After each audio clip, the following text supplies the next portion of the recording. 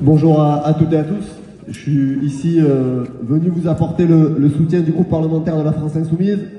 C'est aussi un plaisir d'être là, puisqu'avant d'être député, j'étais cheminot, donc je connais bien ces endroits-là. Vous avez déjà réussi à gagner une bataille, celle de l'opinion publique. Ça a été dit, 80% des Françaises et des Français sont contre cette réforme. 93% des actifs sont opposés.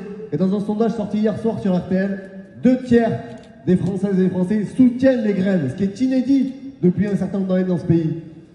Moi, je ne vais pas rentrer ici dans l'argumentaire des chiffres. On a tous des arguments pour démonter l'inhumanité de cette réforme, son injustice et le fait qu'elle n'est absolument pas justifiée. La bataille pour la réforme des retraites, c'est une bataille pour sauver des vies. Parce qu'il faut dire les choses. Cette réforme des retraites-là, elle va sacrifier des gens au travail, qui sont déjà épuisés par des boulots pénibles, mal payés. Des gens vont mourir sur leur boulot avant d'accéder à la retraite, qui est un droit fondamental. Votre bataille, elle est d'intérêt général. Partout dans le pays, c'est regardé. Et la bourgeoisie, elle tremble parce qu'elle découvre une chose ce matin qu'elle avait tendance à oublier, c'est que sans les travailleurs, le pays est à l'arrêt. Il est totalement bloqué. Et le courage d'Emmanuel Macron, c'est de partir aujourd'hui en Espagne avec 12 ministres, alors qu'il y a une mobilisation historique dans le pays. Donc oui, il faut continuer les mobilisations.